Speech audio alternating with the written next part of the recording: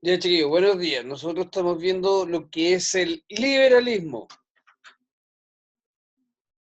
Estábamos viendo lo que es el liberalismo, cómo funciona, por qué funciona, en qué minuto partió este movimiento filosófico, cuál es la base de este movimiento filosófico, en qué consiste todo esto.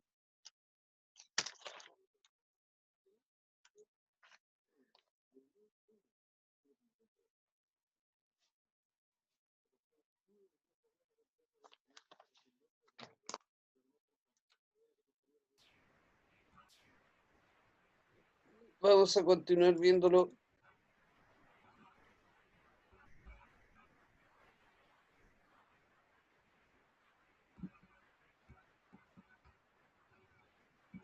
Ya habíamos visto la base primero de lo que es el liberalismo,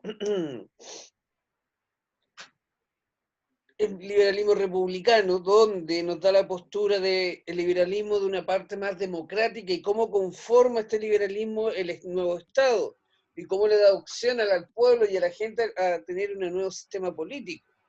Estamos considerando que esto está apareciendo después de la conformación después de la Edad Media, después de un absolutismo monárquico, donde hablamos de que todo el poder se encontraba en manos del rey.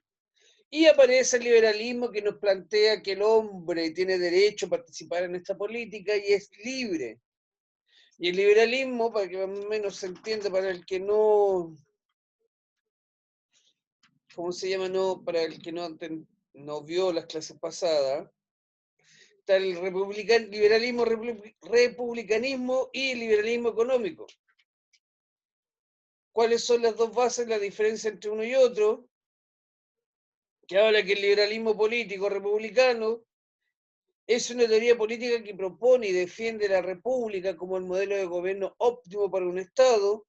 En sentido estricto, la república se define en oposición a otras formas clásicas de gobierno. ¿Qué dice acá? El liberalismo republicano significa que dice que quiere sacar del poder a lo que es el rey o al poder absoluto y entregar un gobierno más democrático al pueblo.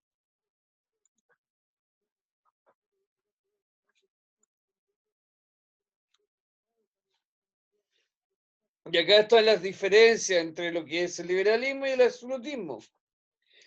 Por un lado, tenemos claro que, como corriente filosófica, el liberalismo, la base de todo esto es que el poder político, tanto político como económico, emana del pueblo.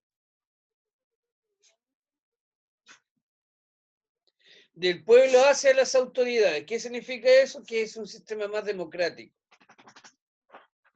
En contraparte, el absolutismo, todos tenemos claro que la representación del poder está en manos del rey, que a la vez es representante de Dios en la tierra. Por eso el rey tiene el poder absoluto y tiene derecho a hacer lo que se le dé la gana. Obviamente tenemos por el otro lado el liberalismo, la división de los poderes del Estado. ¿Qué plantea eso? El liberalismo que en un sistema democrático los poderes tienen que estar divididos entre ellos. ¿Qué significa el poder ejecutivo por un lado, legislativo y judicial? Estamos claros, judicial el que administra las leyes, el legislativo donde encontramos el Congreso y el ejecutivo donde está el presidente de la República.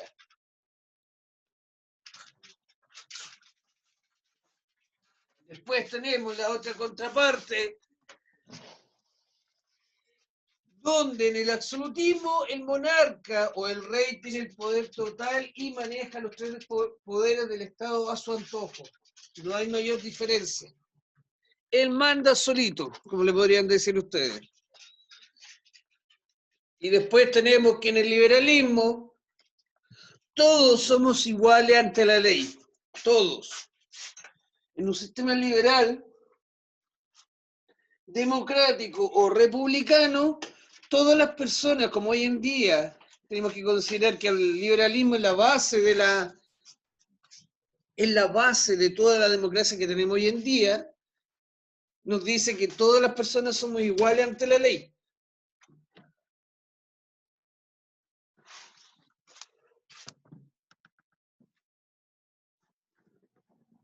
Y con un sistema monárquico, absolutista, o, en pocas palabras, hoy en día le podríamos llamar dictadura,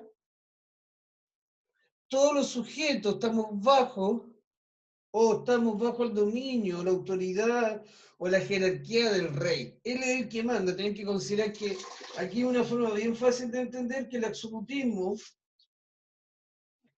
es el poder del rey. Él manda solo. ¿Cuál era lo que plantea el liberalismo? Que todas las autoridades que manejan este nuevo Estado, este nuevo gobierno, este nuevo territorio, tienen que ser escogidas por nosotros, tienen que ser escogidas por el pueblo. Pero en el gobierno absolutista, el único que tiene el poder es el rey, más encima es heredado. Se hereda, o sea, el rey fallece y le deja su trono a su hijo o hija, y si no llegas a tener una hija o un hijo, le deja el reinado a un pariente cercano, sobrino, primo, hermano, tío, etcétera, etcétera, etcétera.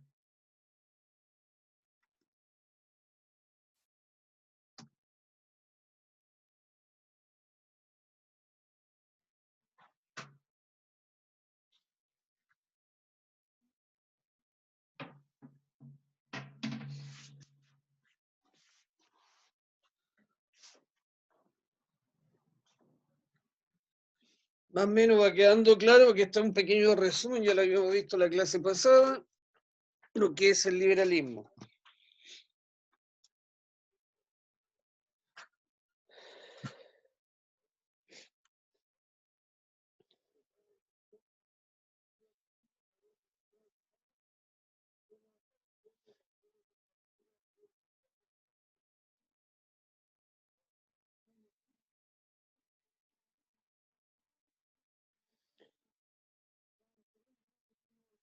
Y obviamente tenemos este liberalismo que nos plantea lo que es, nos va planteando que tenemos, obviamente como les mostré antes, y hemos visto en todas las clases, el liberalismo también plantea una cosa política y cómo manejar el Estado, y a la vez nos plantea que también está el liberalismo económico, o sea, el ser humano al el poder entregarse al pueblo, o sea, sí, estamos hablando que se derroca un sistema absolutista, se derroca una dictadura, desaparece el poder central del rey, en donde el rey era dueño de todo y todos, aparecen exponentes que dicen que la propiedad privada, o sea, la propiedad privada se podría decir el terreno, la tierra, para esta época el caballo, el barco, la carreta, serían míos. Ya lo había explicado antes que el filósofo Adam Smith decía que la tierra tenía un valor. El pedazo de tierra donde yo vivía tenía valor. Y como yo vivía ahí, era dueño de ese territorio y tenía derecho a hacer lo que yo quisiera con él. Venderlo, arrendarlo, cultivarlo, sacarle provecho. Entonces, acá estamos con, vamos a resumir en pocas palabras, cuál es el sistema, la base de este sistema liberal que nosotros tenemos hoy día, que es la economía, o lo que muchos hablan del capitalismo. Esto viene más o menos del siglo XVIII, no es de una cosa que se inventó ahora, viene desde hace mucho tiempo. Y aquí dice liberalismo económico, capitalismo. ¿Cuáles son las bases de este sistema capitalista o sistema económico? Como dice acá en la parte de arriba, defensa de la propiedad privada, lo mismo que les decía yo. Su defensa respeta los derechos individuales y la posibilidad de acumular capital. ¿Qué significa? Que yo, como persona libre y privada, puedo hacer usufructo del terreno que tengo o del dinero que tengo y lo puedo invertir en lo que yo quiera para sacar más capital o aumentar el dinero. Si yo quiero hacer un negocio, quiero comprar algo y después venderlo, tengo todo el derecho de hacerlo y como quiera. Todo para poder adquirir más capital y ganar más dinero. obviamente, pero el otro lado dice la acumulación de capital. Estos filósofos planteaban que entre más libre este capitalismo o más libre el proceso de industrialización o de venta o de comercio dentro de un país, perdón, o de un territorio, sin que el Estado o el gobierno se inmiscuyera, sirve para hacer crecer la economía, como dice acá, permite motorizar la economía y la producción favorable para una nación. O sea, lo que da a entender es que entre más plata hay en un país o más comercio, la industrialización se dispare de una forma libre, esa plata va a ayudar a crecer el país. Porque lo que se plantea es que si yo hago un negocio, creo una empresa, doy trabajo. Pero lo que no quieren ellos es que se fiscalice ese trabajo. Que no me pongan normas, que no me pongan, así como digan, me obliguen a pagar un sueldo mínimo, me obliguen a pagar ciertas cosas, sino que yo simplemente yo vea cómo lo hago. Por eso este círculo va acá. Defensa de la propiedad. Después tenemos el mercado autónomo. Se regula solo. ¿Qué significa eso? Que si yo compro un producto X o yo fabrico un producto X, un ejemplo, fabrico un lápiz, yo en este mercado puedo venderlo al precio que yo quiera. O lo que pasó años atrás en Chile, que ahora la cosa es un poco distinta, pero para que den un ejemplo, para que vean el ejemplo, el confort. Cuando se acusó la colusión del confort.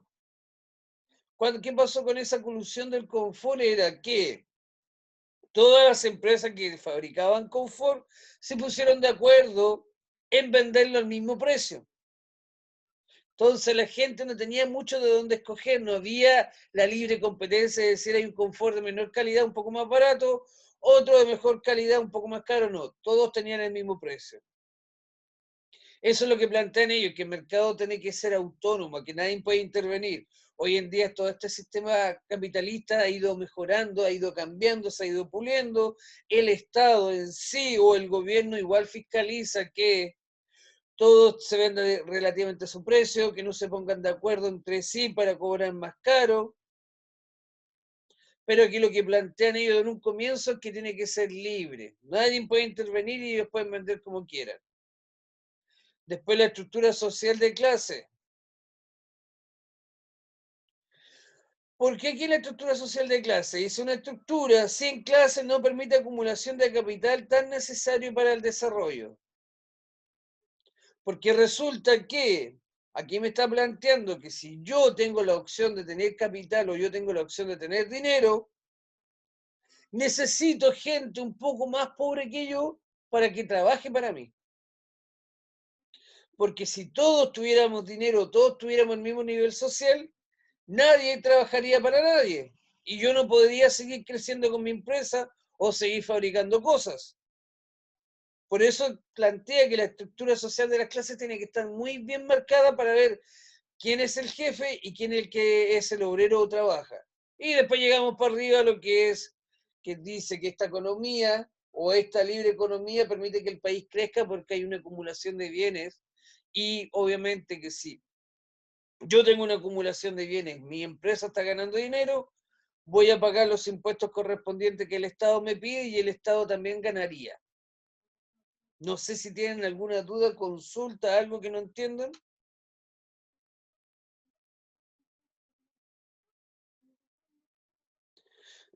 No sé quiénes están, chiquillos. Ustedes pueden hablar con sus compañeros que están esperando en la entrada.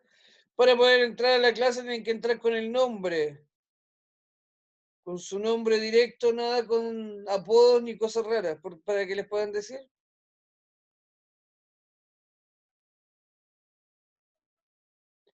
Ya.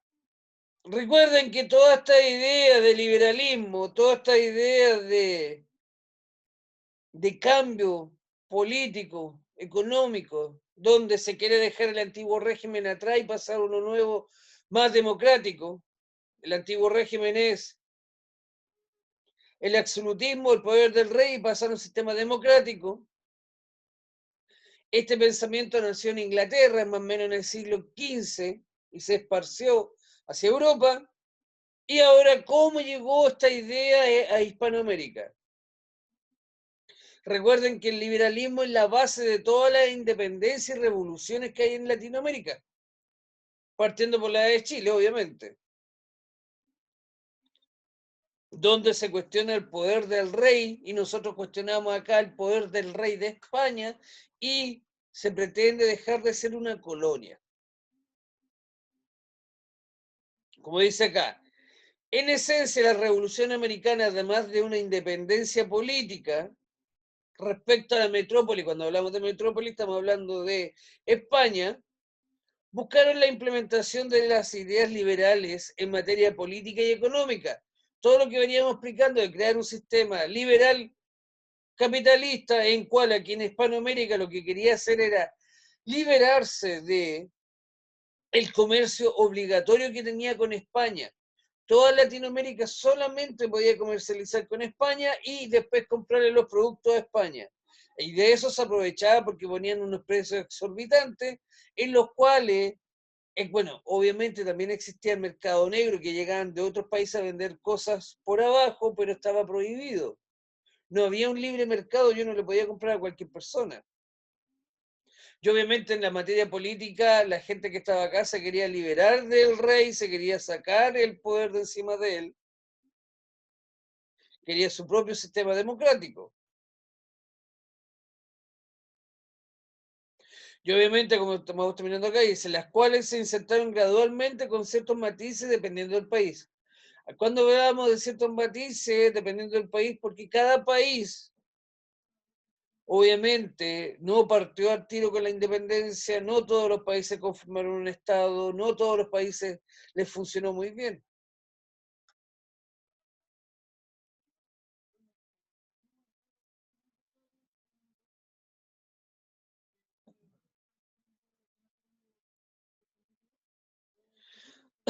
Ya, más o menos se va entendiendo.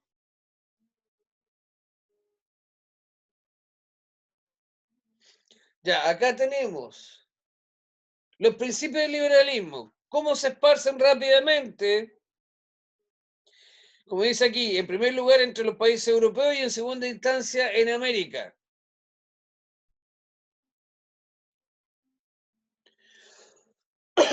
Obviamente, como lo plantea acá, las monarquías absolutas de Europa, como la conocemos nosotros hoy en día, trataron de evitar que este pensamiento liberal o pensamiento filosófico se expandiera rápidamente, pero igual llegó a Latinoamérica. Hay que considerar que la mayoría de nuestros próceres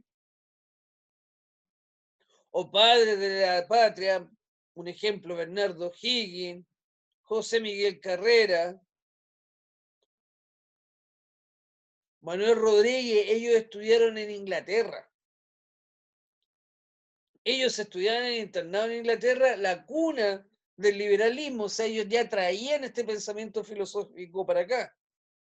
Y casi toda la aristocracia criolla estudiaba en Europa o tenía profesores europeos que llegaron con este movimiento filosófico a Hispanoamérica, en esta época se llamaba. Se le decía Hispanoamérica por el tema de ser de España, después pasó a ser Latinoamérica o América Latina. Pero estamos hablando más o menos del año del siglo XVIII. Estamos hablando del siglo XVIII, donde pasó todo este comercio y empezó esta movilización.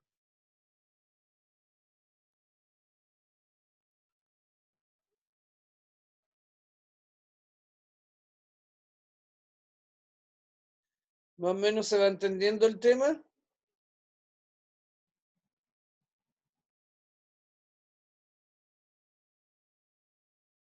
Estamos viendo aquí la configuración del mapa de Europa, donde aquí tenemos directamente lo que es el Reino Unido o Inglaterra, Francia, España, Portugal y de ahí todo este movimiento se vino hacia Latinoamérica.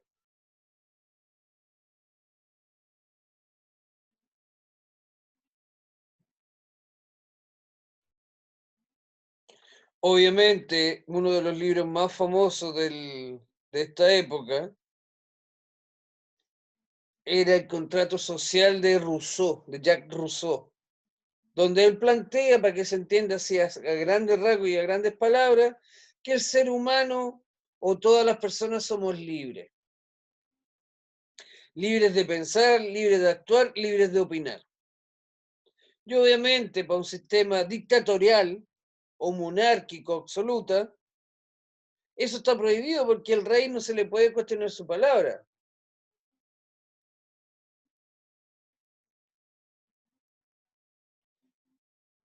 Obviamente, si estamos hablando de que el sistema monárquico nos dice que el rey es el poder absoluto y no se le puede cuestionar. Entonces, que aparezca un libro que se llama El Contrato Social, donde dice que todas las personas tenemos derecho a opinar y participar en esta forma de gobierno, para mí, que estoy arriba del cargo, eso está, en pocas palabras, sonaría así que me quieren hacer un golpe de Estado.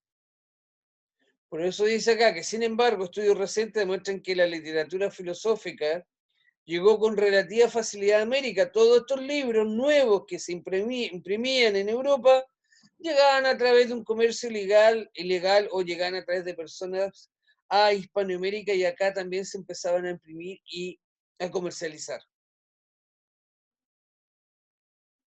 Si hablamos de literatura pirata, del libro pirata, en esta época donde más se vendían los libros piratas, porque todo se hacía escondida, porque estaban prohibidos los libros en esta época. Recuerden que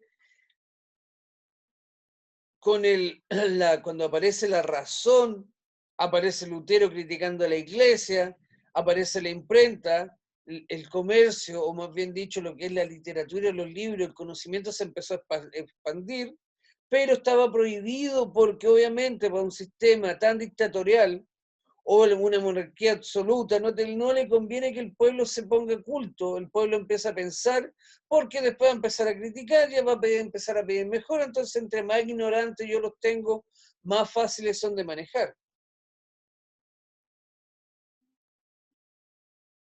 Por lo mismo acá el libro, uno de los más famosos y los que más llegaron a Hispanoamérica en esta época, fue El Contrato Social de Jacques Rousseau. Como dice aquí, el contrato social fue considerado impropio por la monarquía y por la iglesia, ya que ponía en cuestión la soberanía de los reyes.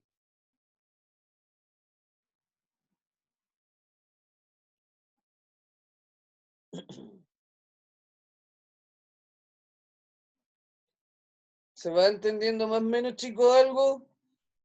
Recuerden que ya esta clase la llevamos un buen tiempo atrás haciéndola. ¿Cuáles son los principales exponentes de este sistema liberal? ¿Quiénes fueron los que partieron con toda esta lucha? Recuerden que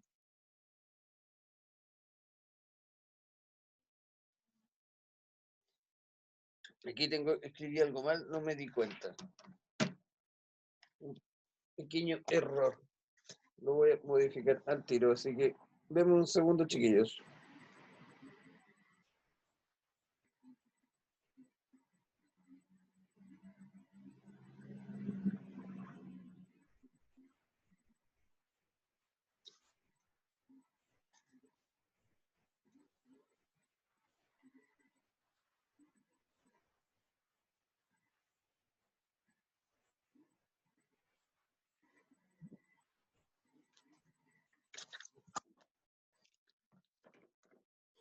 Aquí tengo un pequeño error, chicos. Lo siento, no me fijé. Oh.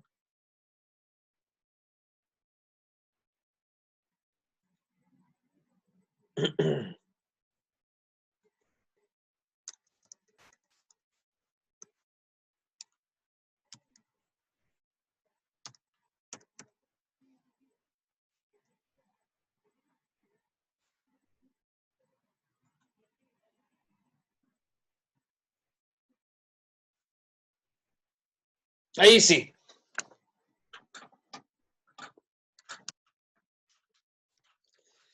Los primeros, la primera gran potencia de la época que perdió toda la autonomía, perdió todo el poder fue el Reino Unido e Inglaterra. porque todos conocen la Revolución Francesa, que es como la más famosa, porque partió con todo esto, la Carta de Igualdad, de Libertad, Igualdad y Confraternidad, y se hicieron muy famosos por el tema de que derrocaron directamente a un rey, pero antes de ello, los que dieron el punto de partida o dieron el primer pelotazo fue la Revolución de Estados Unidos. Estados Unidos fueron los primeros que se independizaron y dejaron de ser colonia. Obviamente,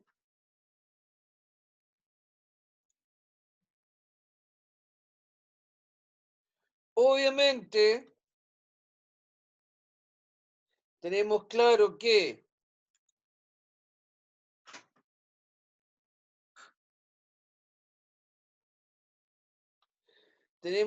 acá que Francia, para la época, ayudó antes de que ellos le sufrieran su propia revolución, ayudó a Estados Unidos a independizarse de el Reino Unido porque eran enemigos, pero nunca pensaron que al ayudar a Estados Unidos a liberarse de el Reino Unido, a ellos también les tocaría este coletazo en el sentido de que toda esta idea revolucionaria, todo este movimiento filosófico prendiera en Francia y ellos pudieran también escribir su propia revolución.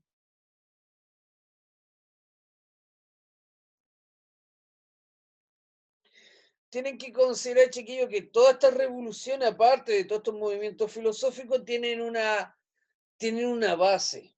Siempre tienen un punto de partida. Hay que considerar que para esta época estaba Luis XVI en Francia, donde él vivía en la máxima opulencia y el pueblo estaba con hambre. Pero, como siempre yo les digo a ustedes, como siempre les digo a ustedes, ¿cómo ya hago que ustedes se movilicen? ¿Cómo yo hago que ustedes participen de un movimiento? ¿Cómo yo me los convenzo para que me sigan? En la Revolución Francesa hay que considerar que el pueblo se levantó porque tenía hambre. Obviamente, dentro de este contexto liberal, de estos nuevos filosóficos, o toda esta gente que estaba diciendo dejemos el antiguo orden afuera, había un mando intermedio que acá había aparecido la burguesía, que el año pasado lo vimos, que nos dice que no, todos saben que en la historia siempre hay pequeños detalles. La gente se levantó en armas porque para la época, como no existía el agua potable, se tomaba mucha cerveza, pero no la cerveza que nosotros estamos acostumbrados a conocer hoy en día. Era casi como un urpo, no tenía ni alcohol. No tenía ni alcohol la cerveza.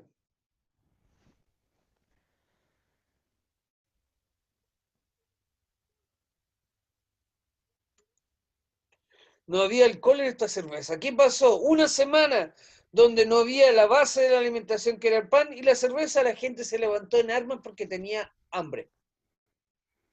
La gente se levantó en armas a pedir comida. Y fue tanto el boom que fueron y derrocaron al rey y se dieron cuenta que el rey vivía en una opulencia total y lo tenía todo. Lo tenía todo. Entonces, si yo veo que la persona que está a cargo mío o el presidente, yo me estoy muriendo de hambre y él tiene para comer, como que ahí empieza el cuestionamiento.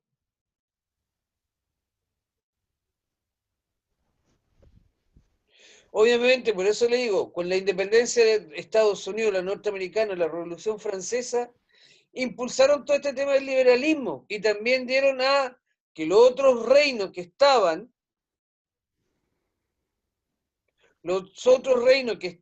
al lado de Francia, España, todos empezaron a mirar qué mejor, era mejor, ¿cómo se llama?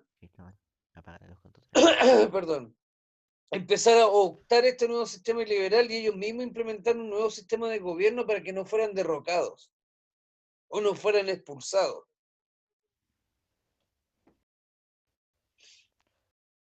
Ya, chiquillos, vamos a llegar hasta acá porque me está avisando Zoom que nos quedan un par de minutos y se va a cortar.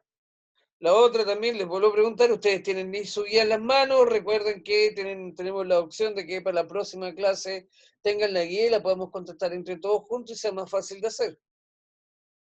¿Ya? Así que chiquillos, espero que para la próxima clase se conecte más gente, como la de hoy día, y podamos participar todos, y la idea es que también participen, si tienen dudas, consultas, las hagan. Y por lo mismo también les digo, ojalá tengan la guía en las manos y entre todos la podemos contestar y es más fácil de hacer. Ya, chiquillos, y para de todo les digo al tiro que si le dicen a sus compañeros lo que sea, es que para entrar a la clase tienen que entrar con el nombre completo y no con un apodo o sobrenombre, ¿ya? Así que chicos, me despido, que estén muy bien, cuídense y nos vemos la próxima clase, que nos tocaría después, si no me equivoco. Sí, a las 11:20 tenemos formación cívica, así que la idea, como les dije, que el que va a participar en la clase entre con su nombre, si no, no los mito. Ya chicos, cuídense, señoritas, vayan a tomar desayuno, buenos días.